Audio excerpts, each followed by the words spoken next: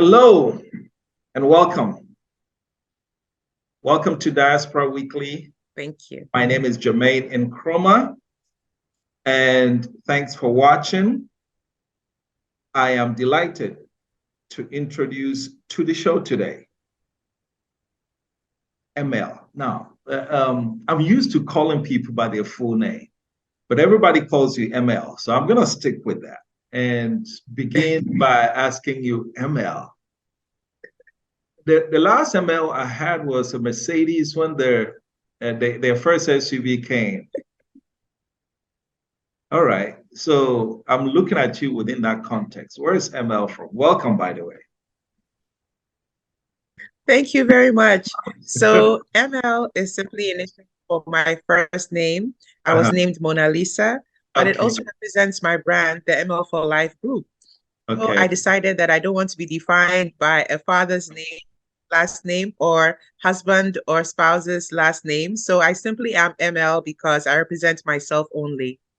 Very good. Very good. And just to get some stuff out of the way early, I'm looking at your endorsements. ML, what's up? Said the entertainer right here. I had to pull up on you.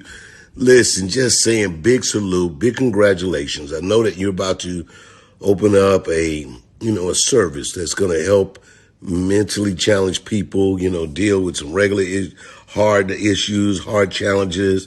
And it's so important in today's world. You see what's going on here. People just not taking mental health as a serious thing. And so people are out here breaking down, a lot of pressures in life. So be great, be of God, do wonderful things, and know the spirit in you, your education, your choice to want to help folks. All these things are very important. You got to feel the light of that and make sure that you give that off, and just, fight off all the haters, all the naysayers, all the people that, don't believe or tell you why you can't do it. You give yourself 5, 10 reasons why you should. And you march on into the light that you're supposed to be here for, because you're doing this by a spirit. You know what I mean? The spirit to help people that's going through something is a unique thing that God gives only a few of us. So there you go. I want you to be great. All right. I know you over in Ghana holding it down for the people there. Let's go. All right. I'm here with you, supporting you. Big love to you. All right. And I know that, as soon as we can, we're going to try to get over there. Know y'all want me and Steve to come through. So we're going to work it out. All right. But God bless you. All right. Pretty impressive. Cedric the Entertainer.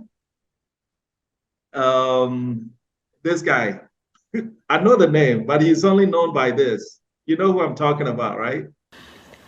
Hello, ML Foundation. Just want to congratulate you for all the effort that you're trying to do in Africa by solving the problem or mental challenge that is facing the continent. We hope that you will gather all the resources necessary for you to accomplish it. Mental challenge is becoming a big issue in the continent right now, with poverty and diseases and civil war in a place like Congo, where I came from. It becoming one of the challenges. I hope that you guys will be able to raise enough fund to go there and treat people and hopefully restore them to their better life than they ever had before. Good luck to you guys.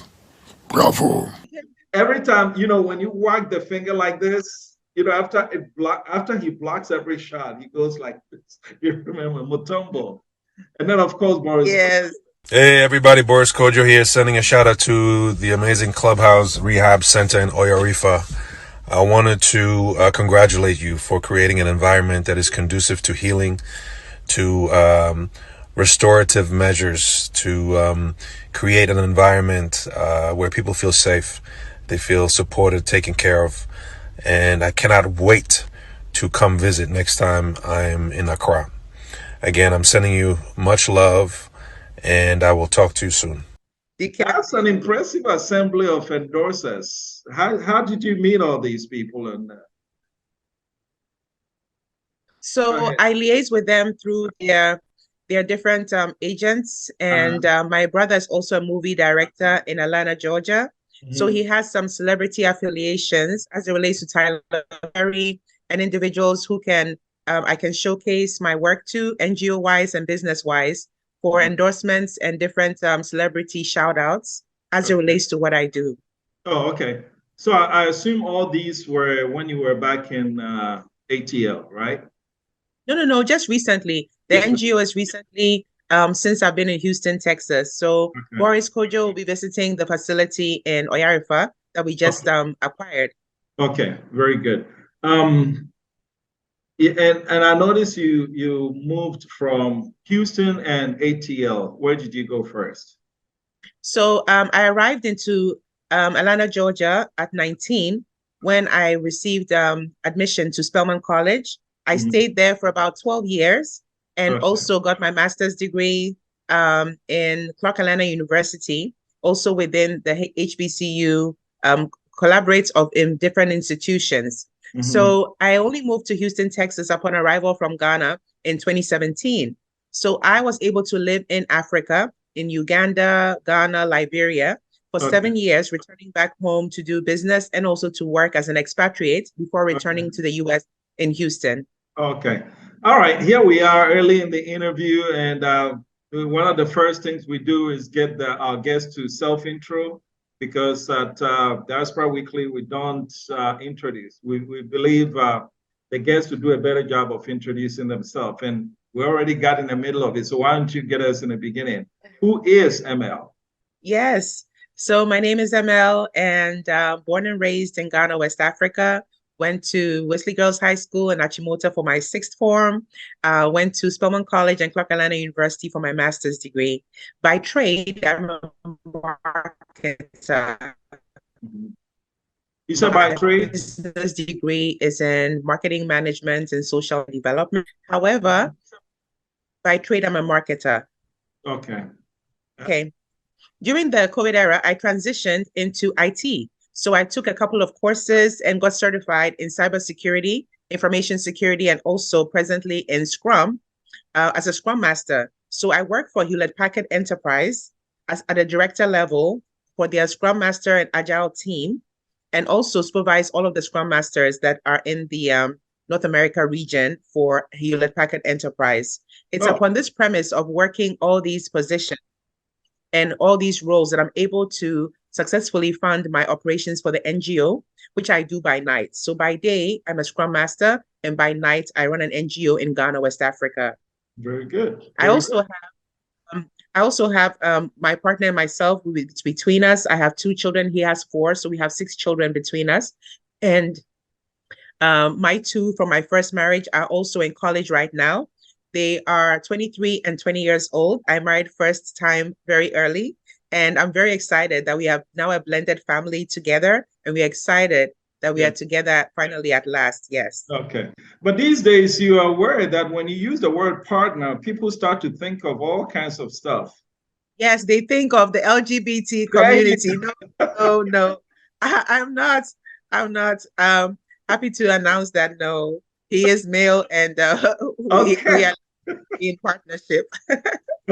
Okay, very good, very good. But another thing you said that begs a question. You didn't want to be defined by a father or anything. Well, you know that's going to raise a question. Who is this father that you're trying to hide? No, it's not so much about hiding, because I know, I was quote unquote. I know you're not trying to hide him, but I'm saying, okay. I was very close to my father. He passed away when I was 14. However, because his name is Akablemieza, those who loved him loved me, and those who hated him hated me by virtue of who he was during his lifetime. So I've been fighting my whole life to prove my identity and prove to people and say, here I am. Take me for who I am. Get to know me as a person. Get to know me not on paper, not virtually, but as an individual. And that's why I agree that way. Then also with an ex-husband's last name of Brookshire and a present husband of Egan, I don't want to be defined by that either, because which of the two, one has the father of my children bears that name, and then one also happens to be a future. So I feel that as a woman, for my caliber and what I represent, for my NGO and for my businesses under the ML for Life group, I go by my name ML, and I will look forward to people getting to know me as a person outside of any other affiliation or association. Absolutely. And I can tell firsthand the fire when you meet for the first time is unmistakable. But your NGO, what does it represent? So my NGO is a personal passion of mine. It's a mental health rehabilitation NGO. It's not just mental health affiliated, but it's the rehabilitation piece that is most important to me. For people to know that mental health challenges are temporal. They are just a temporary phase within your life that can be overcome. And with the right medication treatment, you can be rehabilitated and reintegrated back into society. That's the piece that people are missing that makes it stigmatic, and they don't want to eradicate all of the shame that is attached to mental health. They think it's a death toll or a sentence of finality, but I'm here to state that it is a temporary incident that can be mitigated and can be handled with medication, treatment, counseling, talk therapy, and whatever it takes to rehabilitate yourself so you can return to the great life you had. And if you don't even have a great life to return to, you can then begin to embrace and forge ahead towards something positive. Yeah, interesting. Now, I know you just said, well, it's not permanent, it can be treated, but I'm going to have to be forced to ask you to define it, because what mental health means in the West is different from what mental health means, or at least perceived to mean over here in our part of the world, in Africa. So what is the true definition of mental health? Okay, the true definition is that if, let's say, something happens to you, you lose a parent or a child and you are feeling sad, that is not depression. It only becomes depression when you're no longer functional. Key word is functional. Can you be able to take on your day-to-day tasks? We call something ADLs. It's your activities of daily living. Can you take a shower, brush your teeth, take your kids to school, go to work, be a person with a livelihood? Once those are not, you're not able to accomplish those, and your livelihood is affected and functionality is also affected, then you are clinically depressed and you have a mental health challenge that you need to speak to a counselor, therapist, or psychiatrist for. Now, with psychiatry, if you're seeing a psychiatrist, it includes medication treatment. But if you go to a psychologist, then it's only talk therapy. So you can make a decision to speak to a psychologist for only talk therapy, or take medication with a psychiatrist.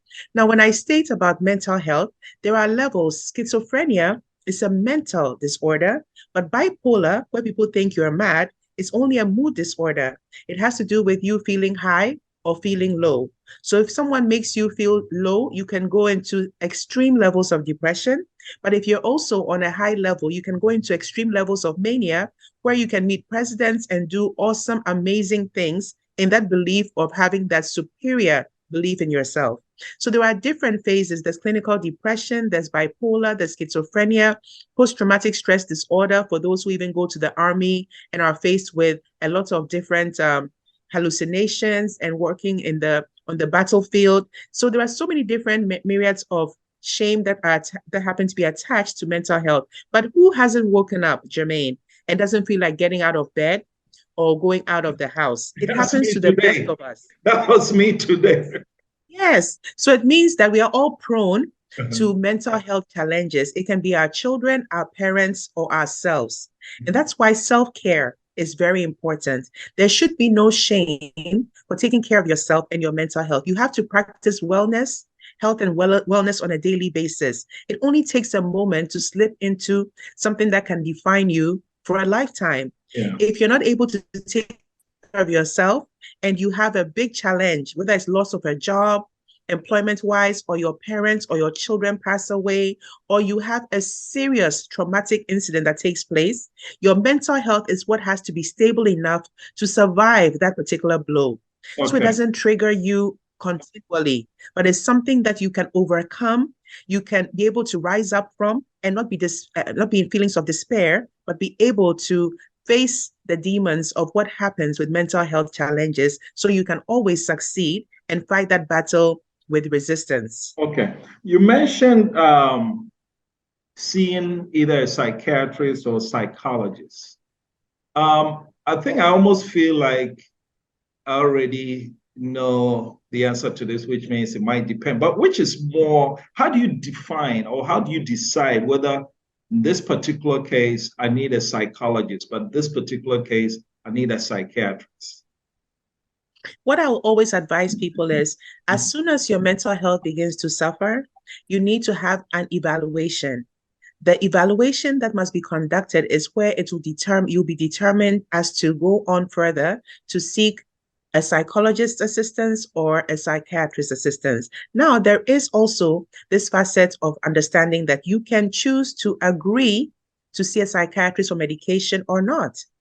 In America, it is your right to decide what you want best for yourself. Someone may decide and conclusively make a decision that they will not take medication no matter what. Even if it's to their detriment, they would prefer to go through behavioral counseling or therapy. I don't believe in that. I feel like because psychiatry shows that there's a chemical imbalance that takes place when you're clinically depressed. It is within the brain that there's chemical imbalance, and only medications can take over the reins of that particular challenge. So if you insist on not taking medication, would you insist if you were diabetic that you would not take insulin? Would you, against your doctor's order, that you would not take metformin? So for the same in physical ailments, you must do the same for mental, and not be scared or intimidated by what would ensue by virtue of that. If you trust metformin for your diabetic needs, trust medication also for your mental health needs. Okay. Well, you said something at the beginning, you need an evaluation, but at what point do you catch that? Because something can happen to you in passing. This is not a big deal. And then it happens tomorrow. This is not a big deal. How do you know? Yes. It's a pattern. As you begin to go day by day, you realize that you're getting worse. As you begin to go day by day, you realize that you can't wake up to take the kids to school.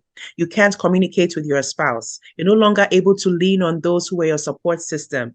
When all else fails and you realize that this is a challenge that I must face myself, you need to get that external evaluation outside of those you call your support system, because they will fail you in the midst of it all. You have to get professional help at that point in time when you're not able to function the way you yourself know how you used to function before. So by virtue of that comparison, you should be able to tell that this is not working for me. I am no longer who I once was. I'm a shell of myself. And you can make that decision to get the professional help you need.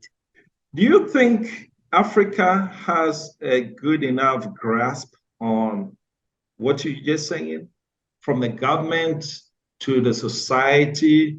Do we have a good enough appreciation of what mental health really is? I don't think so at this point in time, but we are getting better.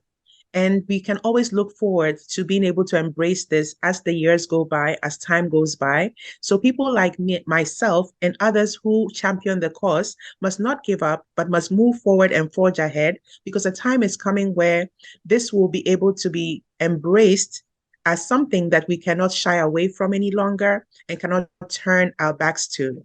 So at this point in time, maybe it's not so prevalent in our society like the Western world, but there is work to be done in all areas and in all realms, and we have to take on that particular mantle.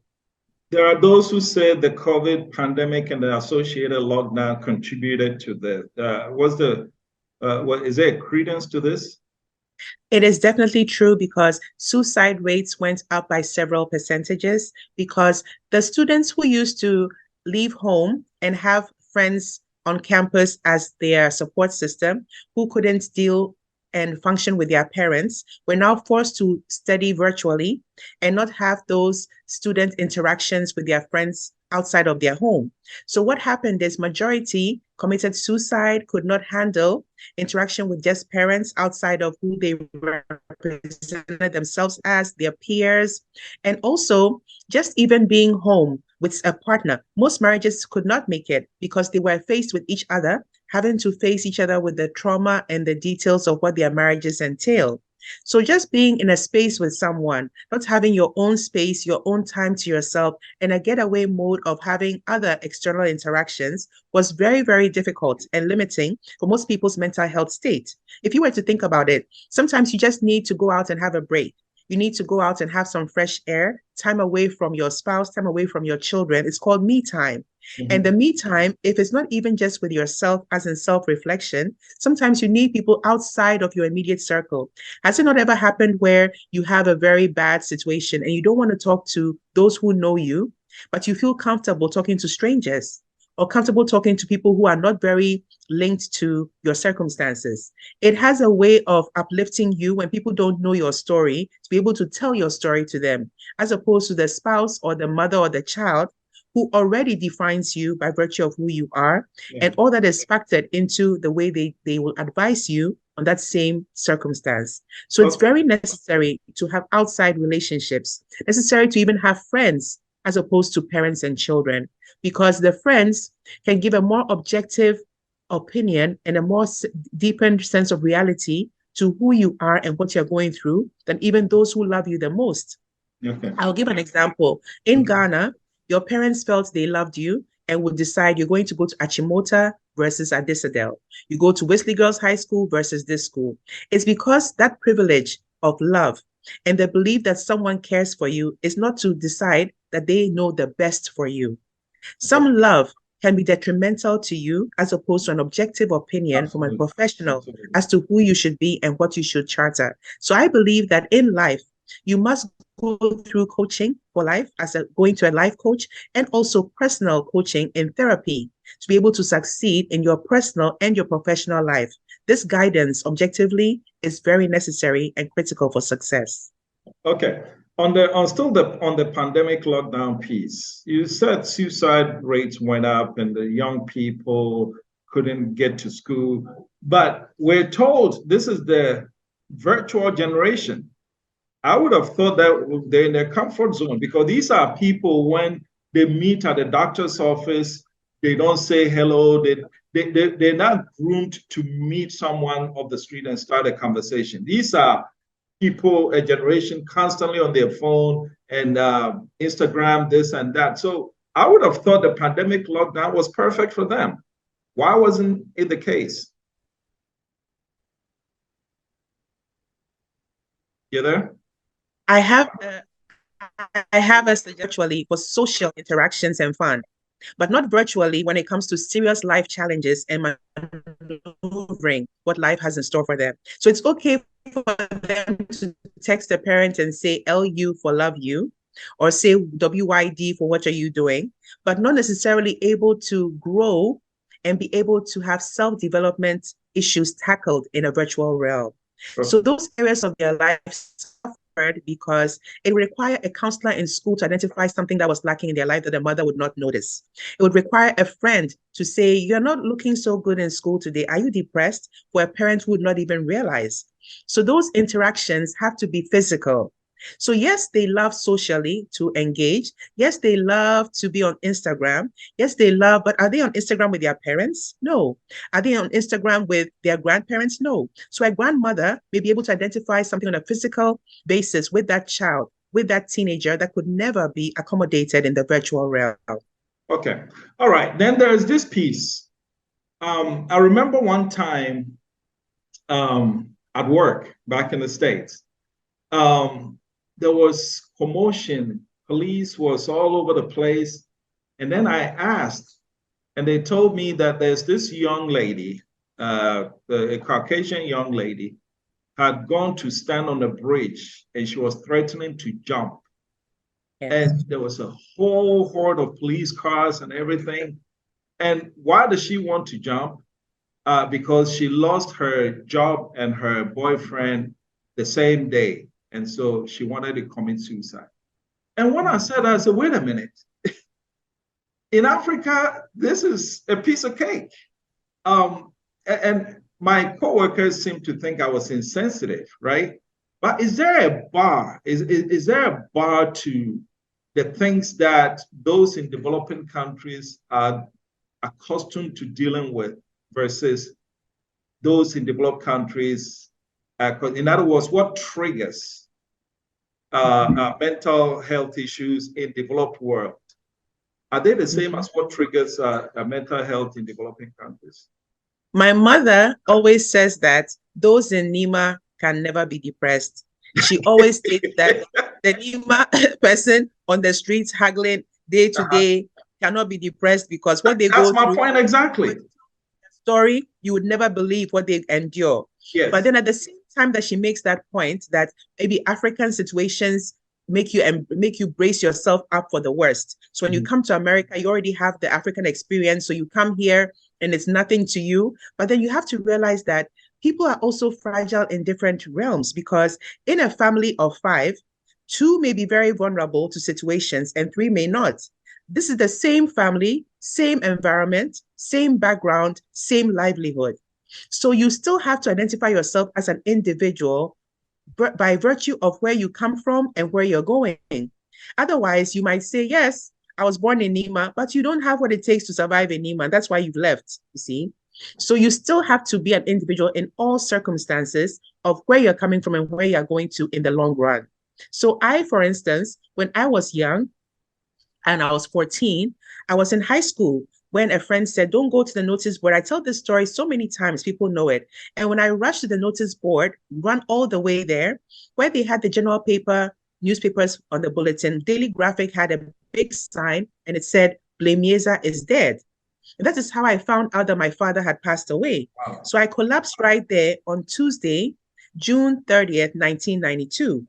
And since that experience when I was young at 14, I've always been triggered within the areas and times of the summer period where he passed away. And my triggering is more so the case than whether it's winter's depression or any other time.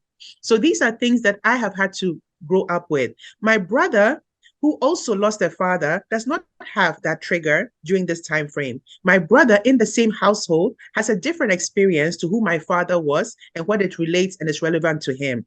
So it still boils down to the individual, regardless of your environment.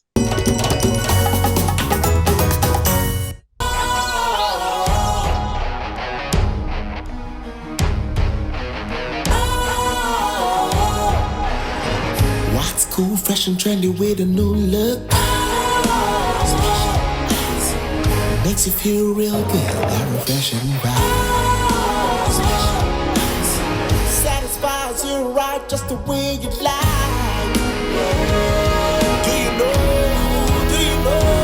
Do you know? Ain't gotta do it alone. Specialized makes you flow. Anytime, anywhere. Specialized, feel different. Always think specialized. Special ice, natural mineral water. Feel different. Think special. This advertisement has been vetted and approved by the FDA. Well, I know in this way we keep getting into areas that were not planned, because the more information you give, the more I want to find out. You know, when you mention you and then your brother, Yes. it brings the issue of gender differences. Yes. Yes. I'm sure there's a perception out there that ability to deal with emotional issues, there's a difference between the genders. Is Yes. it true? I think that the female gender is superior. I don't care what you say, but we have some areas of life that make it a bit more conducive for us. We speak more to our friends. We share more. So before a woman will divorce the husband, 10 friends have identified pros and cons to it and made decisions on all. But a man is limited in his ability to speak to a father that is a role model to him, and a son that he is role model for. So the male interactions and relationships make it more difficult to express yourself, first of all, before you can even begin to ask for help. So expression is the first. Then second is reaching out for help. So that lack of support makes the life of a man much more difficult and harder. And then with women, as tough as it might get, we still have relationships that's kind of they are embracing to us. And these relationships, they serve us well. And it gives us the poise and the strength to be able to be that resource person or that support system for the men. So male depression is much more heightened and more severe. For a man to go into depression, sometimes it's very hard for him to get out of. But a woman will go through postpartum depression, will go through depression from the loss of a child and a parent, even to the point where they have miscarriages, and still be able to rise up from all of that. Okay. So from your vantage point, is there a difference or not? In other words, are men more cut out to deal with tougher stuff than women, or vice versa? Which is which? When it comes to leadership, men may be in a good role to be leaders because they're seen as the superior gender. It's a man's world and all that. When it comes to emotional functionality, men are more fragile than women. So gender does play a very grave role in terms of identifying who will succeed. If you put two people in a setting that has to do with leadership, even two siblings, male and female, of course, the favorite would be the male versus the female. But when it comes to success in the household, and sometimes success begins at home, how you were raised as an independent child has a factor. There's the middle child syndrome. They say middle children have some nuances about them because they were born in the middle versus a first child or a last child. All of these have to bear. So yes, gender is a big, major, grave way in which you can identify an individual's success level in the office space, in the workspace versus the home, and in the emotional realms of life. Let's talk about perceptions. How do we change perceptions about mental health issues? Because if you walk into the street right now and you meet the first person on the street in Africa, in Ghana, and you talk about mental health, I'm sure their first image is the guy or the girl on the street with no clothes on walking. Yes. How do we change these perceptions? Yes. So I think that when you say change, you have to understand that it must be first understood, accepted before the change can come to play. What you do not accept can never be altered. If you don't see that you have a problem, how can you change it? You see, it has to deal with your mindset to start off with, and then we can begin to negotiate ways and manners in which we can tackle what we believe to be a problem. So it must be first also identified as an issue, then it can be tackled. And that is what is lacking. People don't think it's a problem to think that people on the street are unfortunate and they laugh at them, or they think that, oh, abodam is, oh, no, and not even understanding what abodam itself means and calling someone mad versus challenged. When we say challenged, it means that they can overcome the challenge and be better. But if you see them as wabodam, it means it's a lost foregone case. Yeah. There is no recourse. There is no way to be able to let them rise up from that circumstance. But when you see in America, they can take a shower for them, they bathe them, they comb their hair, they put them in an environment where they can succeed. And these same very individuals begin to thrive. Why is that? Why is that? It means that it's not a finality to your circumstance. Yeah. Okay. What about the spiritual context? Here in Africa, we believe the moment we see that, oh, he must have done something and somebody put a curse on him or her, is there any validity to this? I personally think that nobody should link mental to the spiritual. Okay. And the reason why is because of the chemical balance factor and the fact that is not anything spiritually linked. But at the same time, believers will also say that the sins of the fathers, and a father can indeed make certain premonitions for a child, and there can be linkages to a grandmother they thought was a witch or somebody who is possessed and all of that. I don't buy into what it is, because we were all made in the likeness and the image of God. He allows for certain things to take place, regardless of the curse, regardless of whatever it is that you think.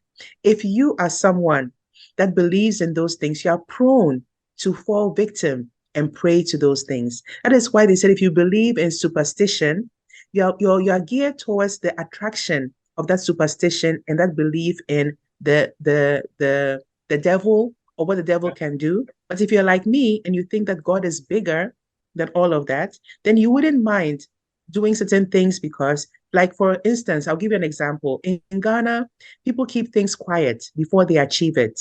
They put their talents under a bushel. They say, "Men can't ahonzepa and kasa," you see? But in America or in the Western world, you declare boldly and it manifests. You declare unto the world that I'm going to be a CEO, and you watch yourself become a CEO. Why isn't it being affected to the same Ghanaian individual in America? That same person would have been cursed in Ghana. That same person that is making those bold moves could have been cursed in Uganda.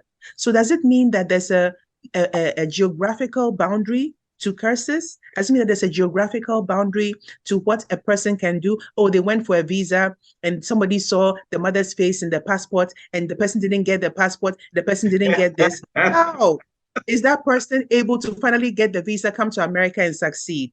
How that same individual is no longer cursed?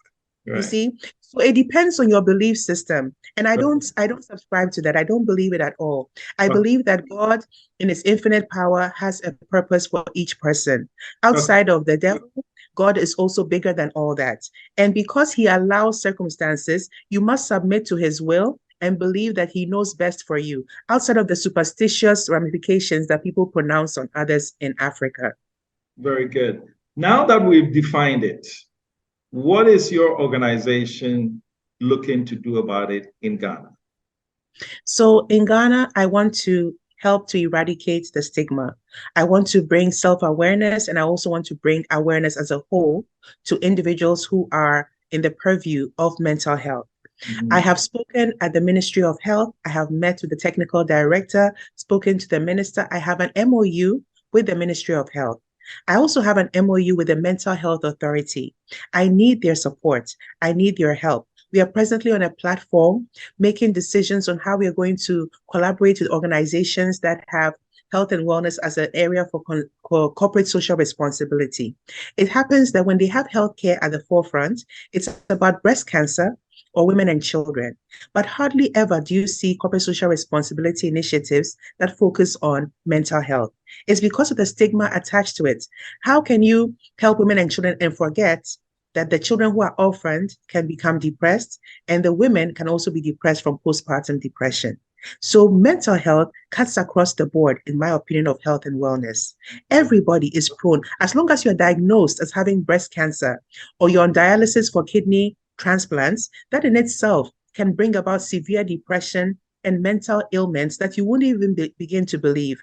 So all these conditions still have the stigma of mental health that you have to begin to face and embrace to move forward. Otherwise, your life is in jeopardy. You won't make it outside of that diagnosis of a kidney failure. You won't make it with a breast cancer diagnosis. You just won't make it at all because your mental health was never a priority to you. So something that you should protect against all odds. Like everything else, I'm sure there are challenges and successes. Yes. What are some of I'm sure you've run into some of those that you would want to share with us. My success story is personal to me because when I was in Atlanta, Georgia, I had turned about 28 when I had a husband, 2 children, had a master's degree. To the world at large, it would be success, right? And I was assessed as having in assets $1.2 million. They said so much. I had 4 rental properties. I had a home on half an acre. But as soon as I couldn't pay my mortgage and a catastrophe had hit, I lost everything. They threw my things out on the lawn. I had to sleep in the car with my 2 children at age 6 and 3. They repossessed the vehicle for non-payment. We were walked into a shelter. All of this took place in my young age when I was just in my 20s. So in the shelter, my daughter said, "Grandma is rich, right? Can Grandma help us? Can Grandma save us?" We were lying on the floor. If you had 2 children or less, you were on the floor until bedding was available for you to get accommodation. So she begged me to talk to Grandma. And in my shame of not wanting to tell my mother what was going on, I borrowed $5 from the security officer. I promised to pay with cash assistance or even food stamps if he would give me just $5 to call my mother. It was at that payphone that I told my mother that I was in a shelter. And she said, "No African child should ever be in a shelter. It is foreign to her. I should find my husband wherever he is and rush to him, and she will come for my children, and I will make it again. So I began to remember all the numbers of every single person in my husband's life, his sisters, siblings, and I found him. And I said, my mom says we should stay. And he embraced me, took me back in with my children and myself. And my mother truly came for the kids. But at that point in time, when my mother came for my children, I had lost the material possessions, a house, a car, financial. I'd gone bankrupt. They banked the gavel and said I had zero to my name from all of the money that I had had before. So when the children left, the emotional attachment to the children, where I no longer had losses materially, but now had losses emotionally, I couldn't keep up and I couldn't handle all of the mental health challenges that I had to face. It is upon this premise that I stand before you today to say that I myself have been rehabilitated. I myself have been reintegrated into society. Those who are my naysayers, who thought I was downtrodden, don't see me that way anymore. Why is that? It means that it wasn't the end. It wasn't an area of finality. I have overcome those things to be who I am today. So when people judge me and say, oh, there you go, maybe the Papa Nisika, Lemisa left some money for her and she's had a silver spoon in her mouth and this and that. No, I'm here to tell you that from nothing, I have become self-made.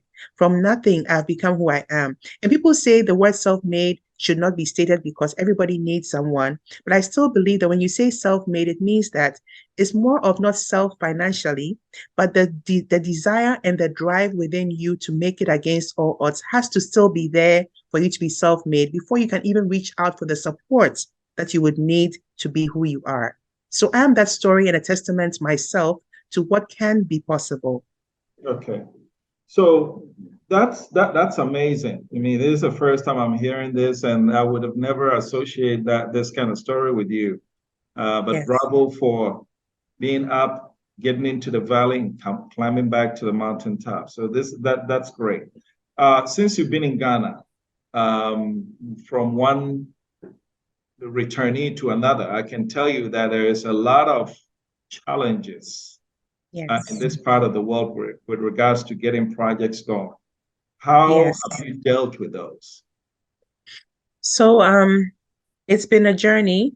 It's not been easy getting financial support. Even now, I've put up my name, ML, and a phone number that is for mobile money support or donations or anyone who wants to call to visit the facility in Oyarifa to come and support. It seems as if support goes to churches, okay? People are more able to give to God in a church environment as opposed to give to the people. But when Jesus came, he didn't build a church, you see. He could have built the church in the name of God or himself, but he went out to the people. So the same money you give in tithing can be given to the poor, the homeless, the downtrodden, the people who have lost parents, the orphans, widows. You can still give in that regard, and it doesn't have to be in a church environment where a pastor will decide what the funds will be used for. Because believe it or not, it might go into infrastructure, a church building versus an actual person. Why not save or Bentley? Yes. Why not save the person, as opposed to saving the building? Why not save the individual versus saving a congregation? So if you're amassing people in a congregate environment where they go to a church versus individually touching a life, then how best are your resources or funds being used? I project a campaign, adopt a patient campaign. When you come to my facility, pick anyone there who looks like you, who reminds you of someone in your family that you know, and cater to them. Be the journey that they can actually say that they respect and appreciate you for the change you've brought into their life. There are more blessings because that person will pray daily for your success and for you to thrive because you have made them who they've become. But if you were to give the money to church as in, building projects, how would you be able to impact individuals versus groups? You see? When you speak about that, right?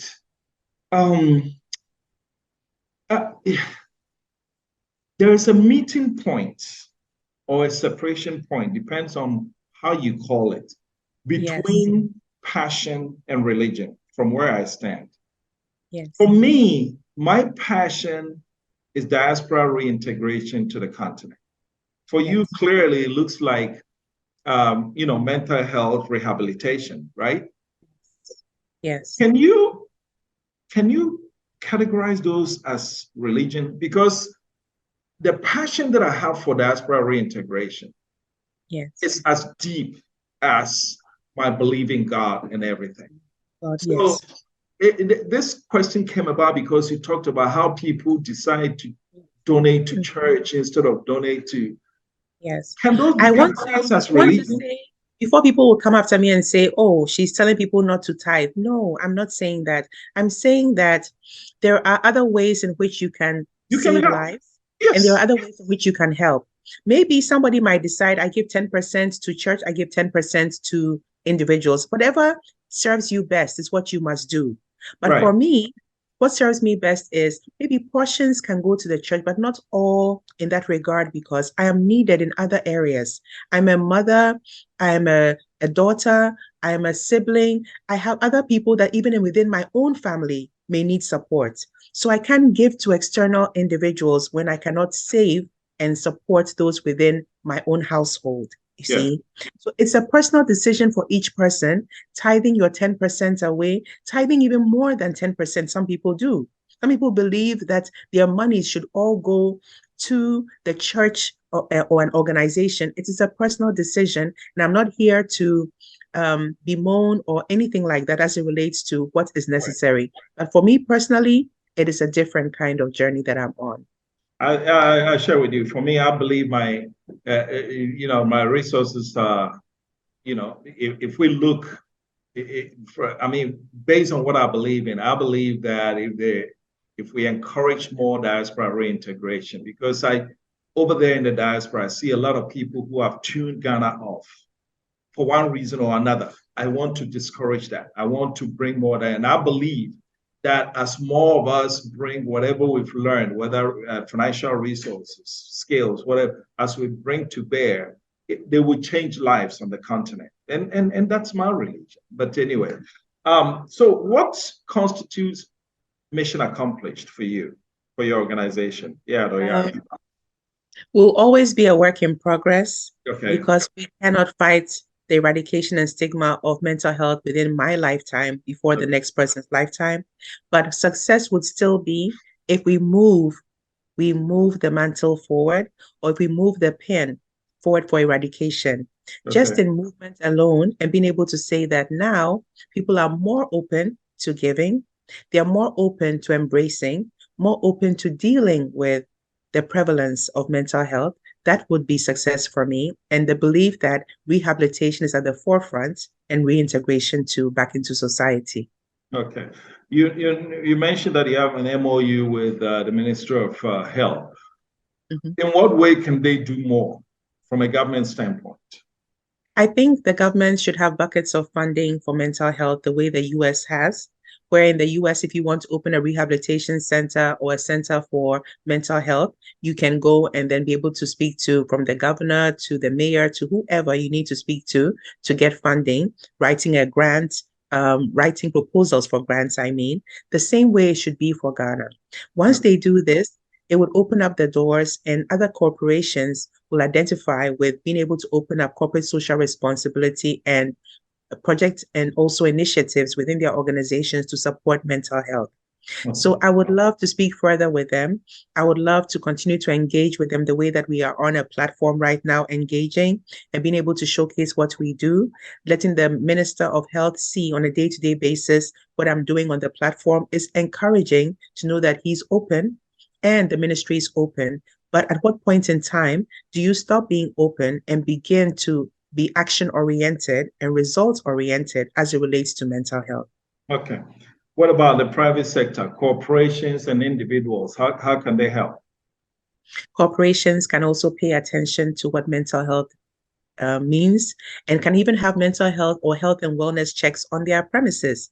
There should be a way that a person in a corporation in Ghana doesn't need to necessarily go to an outside psychiatrist, but can go to a resource within the organization. Like I work for Hewlett Packard Enterprise.